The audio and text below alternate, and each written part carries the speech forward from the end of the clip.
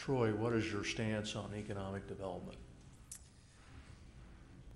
Well, as a growing city, my stance on economic development, as far as the city council is concerned, or the city, which one?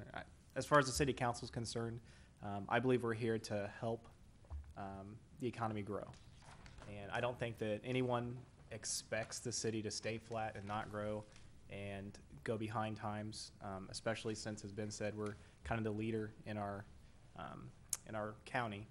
So my stance would be that we should promote it, we should help as we can, but do it responsibly and not in a way that it's going to negatively affect the communities, negatively affect business, and make the city any less than the wonderful city that it already is.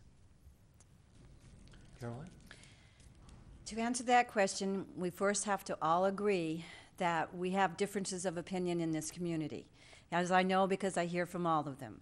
So we have a group of people who would like this to have stayed the little bedroom community that they loved and moved to 30, 40 years ago. And we have a fast-growing population of younger families that are now coming in. Head of household is age 30 to 45. And these younger families are demanding, are wanting amenities and services that sometimes put a pinch on some of these citizens that were here before. And I hear from both these groups, and I see points on both sides. And I think we, as a council, have to balance that with everything we do. And we have to be able to show people that I know this, you maybe didn't want this growth. I kind of equate it to my sister who moved to Tucson and then got upset when other people started moving there after her. When we are living in a place that has the good people, has the good neighborhoods, has the good schools, retail business wants to be here too. And retail business and residents benefit one another. We get to spread the tax base out by the more that we can grow that economy of retail business. I too would like to see, I know Byron and I served on a committee that really took a look at the industrial park, and we all agreed it needed to become a business park. I would love to see Microsoft move here. Is that the warning or the shut up? The warning. Okay. I've even written some letters to the Gates Foundation to see if I could get something going there. I mean, we would all love to see that happen, but we have a hard time competing with some of the other communities around. So I know whoever is on this council is going to continue. Our staff, we have incredible staff. They're going to continue along that lines. We'll all benefit with the economic growth. To encourage business growth to match our population growth, we need to have smart and responsible growth plans in place.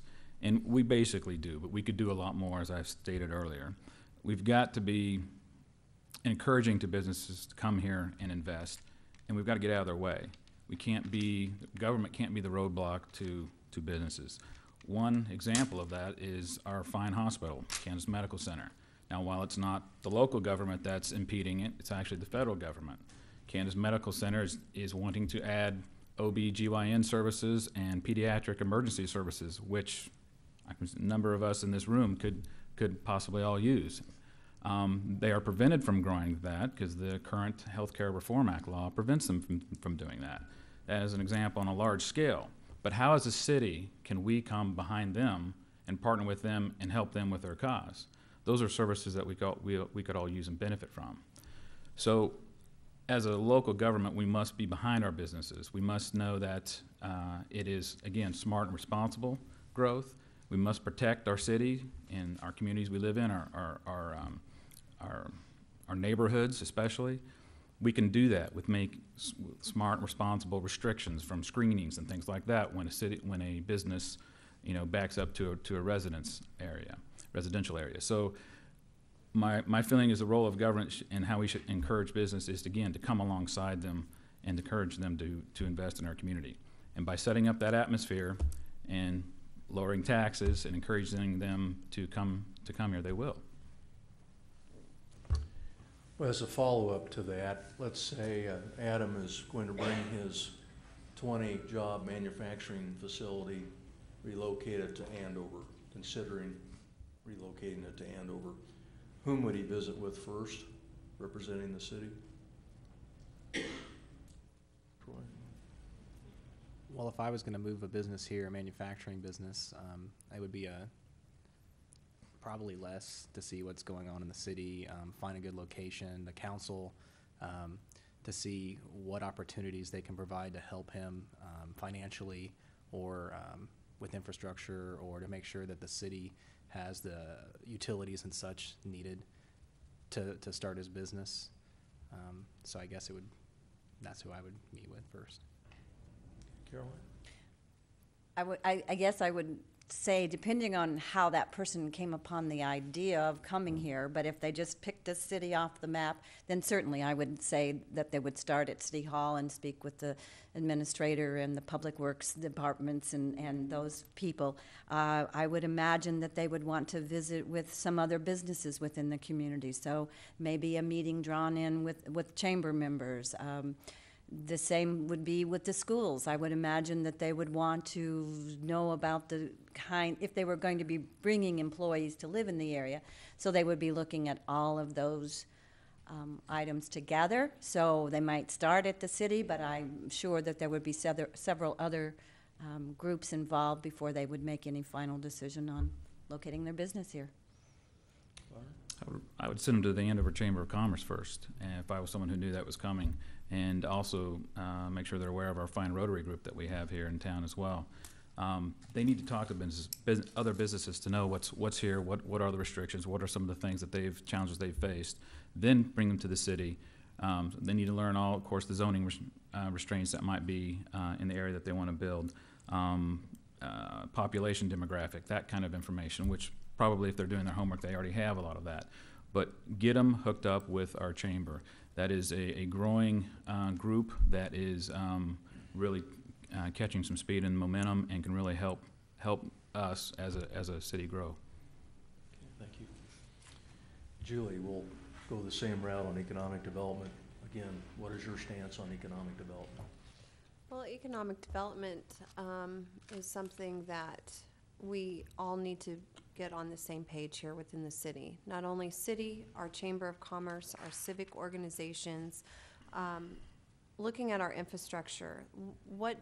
Even though our comprehensive plan was done in 2003, is that still applicable? You know, as we move forward and our population has grown, study the issues at hand and make sure everything is very copacetic, that when we do have a business owner that walks in off the street, they do know where to go. You know, everybody, if they are going to the chamber first, they know what direction to send a new business to. Economic development is something that if we all aren't on the same page, then everybody's just kind of scattered. We need to drive business here. We need to drive the need and the want. We have the infrastructure here. We have the strip malls. Let's work together as a community, as civic organizations, as the city, and fill those strip malls. And major economic development will come. When we fill those small businesses, major economic development will come, and our business park then will be filled. Ben? Economic development is kind of a key buzzword here lately, but it has many facets to it. And since I'm interpreting it, you mean business economic development, I'll concentrate on that.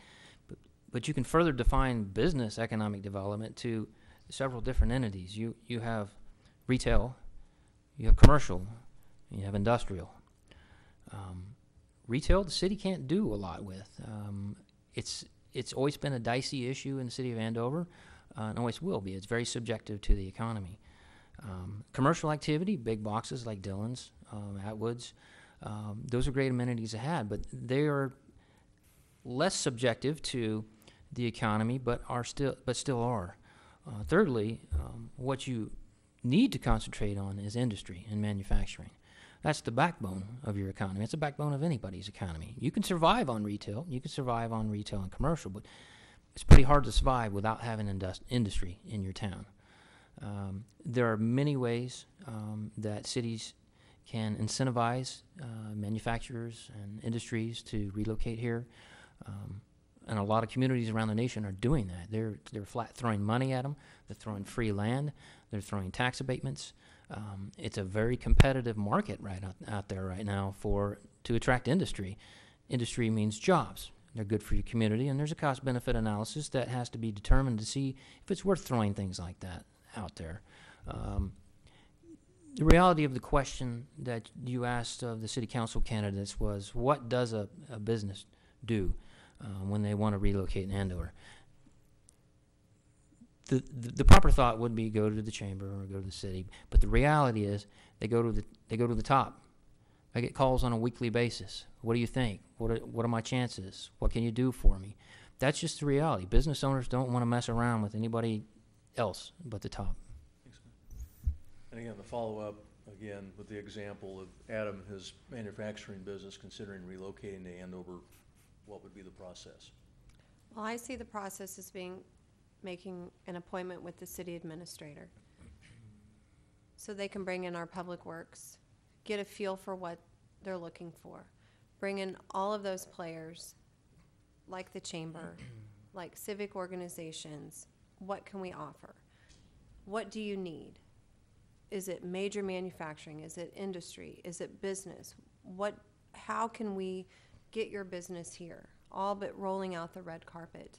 I think that once we get a feel for what that business is, whether it be major industry or small business or retail, then we know which direction to go to. But everyone needs to be a player when it comes to not just one person, one entity. Everybody needs to be on the same page and know exactly what to do. If he was coming, you need to start at City Hall first. Ben, any follow-up? That's a very tough question to answer because the modus operandi of economic development has changed over the last several years. We had a group called Promote Andover Incorporated, who are still in existence, that took the lead on business initiatives in town. It fell to the chamber. It ultimately fell to the city council or to the city hall. That changes daily, depending on who they know in the city. Usually I get the call. If I get the call, the first thing I do is visit with them. What are you after? What do you need? What are you looking for from the city of Andover, and what is it going to take? Once we find out that information, we go to the chamber. We introduce them there. We take a tour of the city. They see the facilities. We take them to visit with other business people. We have them visit with the Promote Andover Inc. guys. What are you after? What are you doing? How can we help you? It's that simple. We get some, we don't get some. Usually, here lately, they've been asking for a lot of free money. That's something we can't really afford to do. And ergo, we usually end up losing them. They're about the money. They're about the free land. They're about tax abatements because they're about business. Having a community that's nice to live in, that's got good parks and nice and it's clean and safe, and they need the free stuff to make their business viable. The other thing businesses need more than anything, if we're talking about retail and commercial, is rooftops. There's not enough rooftops here. I don't care what you throw at them. They're not moving here. We're now getting ourselves on the cusp, hitting that 10,000 population mark, that we are becoming attractive to business. Not because of anything special that we're doing, because we have the rooftops to support them.